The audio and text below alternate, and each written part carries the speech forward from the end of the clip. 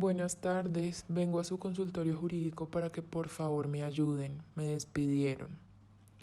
Firmé un contrato de trabajo a término fijo por 4 meses con mi empleador, Serviman SAS, para desempeñar el cargo de jefe operativo de mantenimiento.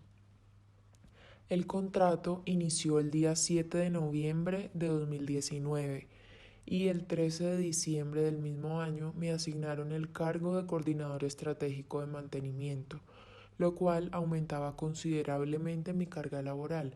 pero el salario seguía siendo el mismo. A pesar de haber aceptado verbalmente realizar funciones que no eran propias de mi cargo, a los 2 meses de estar trabajando, mi jefe inmediato me solicitó que le pasara la carta de renuncia, pero yo no lo hice porque no estaba de acuerdo. El 20 de enero de 2020 me llamaron a descargos, en los cuales adujeron no conformidad con la gestión y los consecuentes resultados que estaba presentando, pero no tuvieron en cuenta mi respuesta puntual a cada uno de los cargos que plantearon. Pasados 5 días me terminaron el contrato de trabajo alegando justa causa. Siento que vulneraron mis derechos al no tener en cuenta mi respuesta a todos los cargos planteados. ¿Opinan ustedes que se me respetó el debido proceso? Bueno, de acuerdo al planteamiento de tu caso, procederemos a explicarte en 3 partes. Primero que todo, el debido proceso. Luego miraremos un poco cómo se llevó a cabo la ejecución del contrato y por último una breve explicación del régimen de sanciones. De esa forma te vamos a poder brindar de manera global y completa una solución al caso que nos planteas. El debido proceso encuentra fundamento constitucional en el artículo 29, el cual estipula que debe aplicarse a toda clase de actuaciones, incluso entre particulares como es tu caso. En materia laboral, el artículo 115 del Código Sustantivo del Trabajo establece que antes de aplicar una sanción disciplinaria, el empleador debe darle la oportunidad al trabajador inculpado de ser oído, tanto a él como a 2 miembros representantes del sindicato al cual pertenezca el trabajador. Ahora bien, te explicaré un poco los desarrollos jurisprudenciales más relevantes. Por un lado la Corte Suprema de Justicia y por otro lado la Corte Constitucional. Vamos a empezar con la Corte Constitucional, que en sentencia C-593 de 2014 definió los elementos mínimos que debe contemplar el reglamento interno del trabajo al regular el procedimiento para la imposición de sanciones disciplinarias. En primer lugar, la Corte plantea la necesidad de comunicación formal de la apertura del proceso disciplinario a la persona a quien se le imputan las conductas de posible sanción. En segundo lugar, la formulación de los cargos imputados, que puede ser verbal o escrita, siempre y cuando en ella consten y se expresen de manera clara y precisa las conductas, las faltas disciplinarias a que esas conductas dan lugar y a su vez la calificación provisional de las conductas como faltas disciplinarias. En tercer lugar, la Corte especifica el traslado al trabajador imputado de todas y cada una de las pruebas que fundamentan los cargos formulados. Adicionalmente, la indicación de un término durante el cual el acusado pueda formular sus descargos, controvertir las pruebas que hay en su contra y allegar las que considere necesarias para sustentar esos descargos. Asimismo, la Corte exige el pronunciamiento definitivo de las autoridades competentes mediante un acto motivado y congruente. En consecuencia, la imposición de una sanción proporcional a los hechos que la motivaron. Y por último, la posibilidad de que el trabajador pueda controvertir mediante los recursos pertinentes todas y cada una de las decisiones adoptadas. Por su parte, la Sala de Casación Laboral de la Corte Suprema de Justicia, en sentencia del 5 de noviembre de 2014, expone que, salvo que exista norma interna de la empresa que establezca un procedimiento por el despido, lo mínimo que se puede exigir legalmente es que al momento de la terminación se le haga saber al trabajador todos los motivos y las razones concretas que conllevaron al despido, y que en todo caso el trabajador haya tenido la oportunidad de conocerlas y controvertir los hechos, aunque no sea con citación a descargos necesariamente, pero que sí se le dé la oportunidad de manera previa al despido. ejecución de buena fe del contrato se trata de un postulado relacionado con los fines del Estado Social de Derecho y en tal sentido con la Constitución política. Vale partir del concepto de la buena fe que se debe entender como el actuar con rectitud, lealtad y honestidad.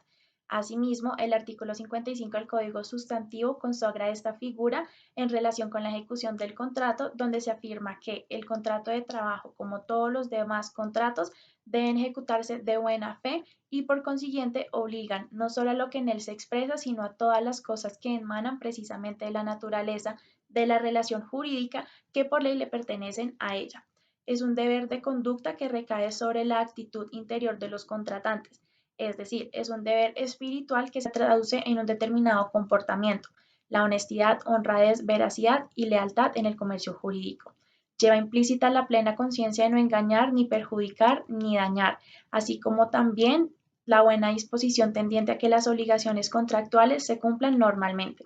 La buena fe, a su vez, tiene un aspecto subjetivo y otro objetivo. El subjetivo se refiere a que no es suficiente que las partes crean que están actuando de buena fe, de manera que el aspecto objetivo estipula que es necesario establecer un parámetro social de conducta que permita demostrar a cualquiera de las partes que actuó con la diligencia y esfuerzo necesario para interiorizarse de la verdadera situación existente y que obró en consecuencia. Ahora bien, en materia laboral, tenemos presente que el contrato laboral no crea solamente derechos y obligaciones exclusivamente patrimoniales, sino también genera un vínculo personal que al prolongarse en el tiempo necesita que tanto el empleador como el trabajador actúen con lealtad, pudiendo establecer una relación de confianza entre los dos. La buena fe en materia laboral debe mirarse desde dos distintos momentos de la relación jurídica entre las partes, es decir, desde antes de concertarse el contrato de trabajo, durante la ejecución del contrato y después de finalizado el contrato.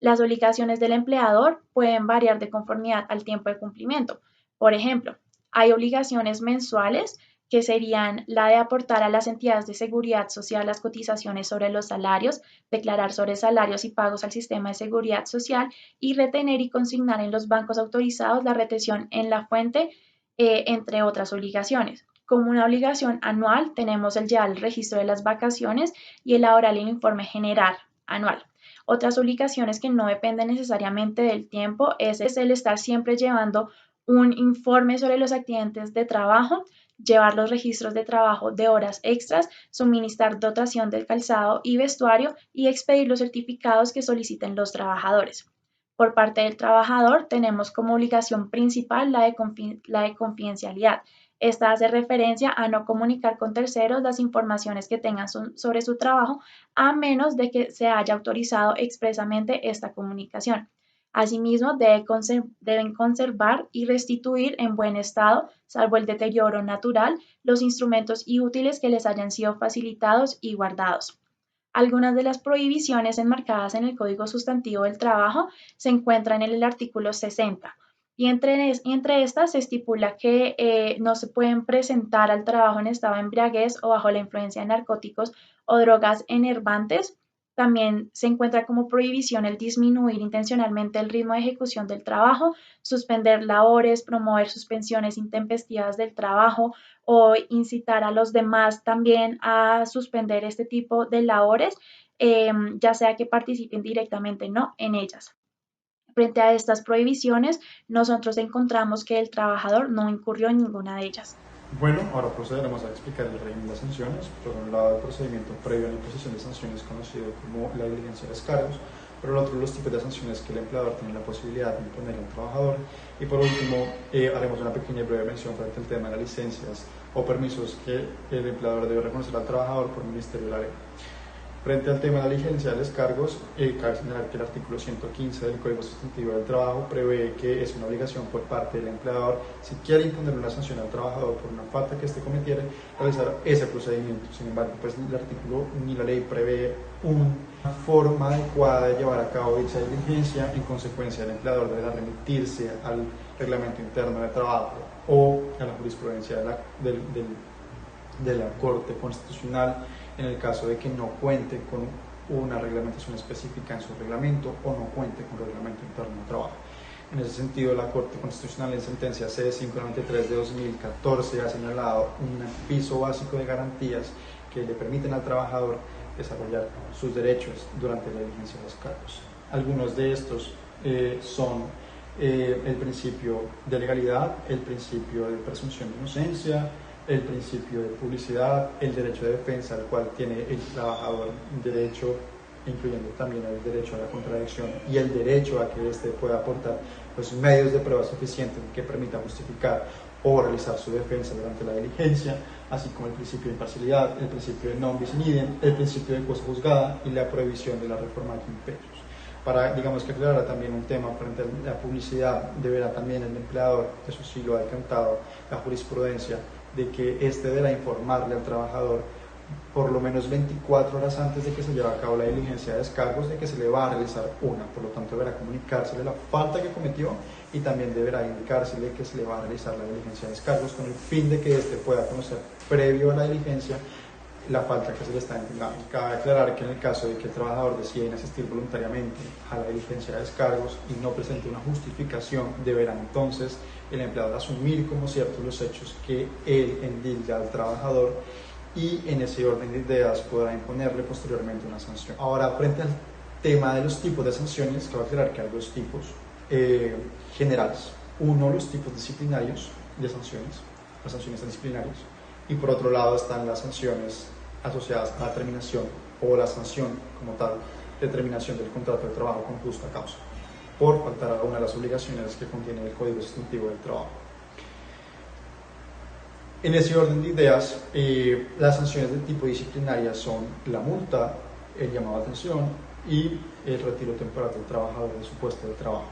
o suspensión. Frente al caso de la suspensión y el llamado a atención, digamos que el empleador evidentemente cuenta con un margen de discrecionalidad para poder aplicar una u otra sanción, por lo tanto deberá realizar un juicio de proporcionalidad frente a la falta que hubiera cometido el trabajador para aplicar una o la otra. Ya frente al tema de la multa, el empleador cuenta con una limitación por cuanto esta solamente se puede imponer en el caso de que el trabajador haya decidido inasistir a su puesto de trabajo o haya cometido algún daño al interior de la empresa. Ahora bien, frente al tema de la terminación del contrato con justa causa, el empleador podrá terminar el contrato si encuentra que el trabajador ha realizado una falta grave a las obligaciones que el Código Sustantivo del Trabajo prevé para el trabajador o ha cometido o ha incurrido en alguna de las causales que dan la terminación del contrato de trabajo con justa causa. En ese orden de ideas, deberá analizarse la gravedad de la falta que hubiera cometido. Cabe aclarar que esta falta, esta sanción o esta consecuencia de terminación del contrato de trabajo no procede a ninguna sanción, por lo tanto no se deberá realizar una diligencia de descargos y al momento de la terminación del contrato, un poco antes, deberá informársele que se le va a terminar el contrato por la falta que cometió que se considera grave a juicio del empleador. Ahora, para seguir con el tema de los permisos y las licencias que el empleador debe reconocer al trabajador, el artículo 57 dispone de las licencias que por el Ministerio y la ley el empleador está llamado a reconocer al trabajador y deberá reconocerle a sí mismo el pago de su salario. Sin embargo, para algunas de ellas la ley prevé un término máximo por el cual podrá el trabajador ausentarse. En el caso en que el trabajador decida ausentarse más, no le corresponderá, digamos que por un lado, el pago del salario y por el otro podrá entonces el empleador empezar a descontarle esos salarios porque no se presentó a el puesto de trabajo, salvo que decida el empleador, digamos que darle una gabela de tiempo adicional y no decida pagarle ese tiempo adicional. En ese orden de ideas, para hacer una mención breve frente al tipo de licencias que pueden, digamos, que otorgarse, está la licencia al trabajador deportista, la licencia de calamidad doméstica, la licencia de paternidad, la licencia de lactancia, la licencia de maternidad, preparto y postparto, también está la licencia de luto, entre muchas otras. Frente al tema de la licencia de calamidad doméstica, la Corte Constitucional ha enfatizado de que esa licencia no solamente obedece a un escenario donde se ha muerto un familiar del trabajador, sino a cualquier espectro que impida un desarrollo normal en el núcleo familiar o personal del trabajador, y en ese orden de ideas deberá ser subjetivo por parte del trabajador y deberá ser analizado por parte del empleador si la ocurrencia de algún suceso en el núcleo personal del trabajador requiere que se le otorgue una licencia de calamidad doméstica y deberán entonces entrar a evaluar el tiempo por el cual se le ha otorgado dicha licencia.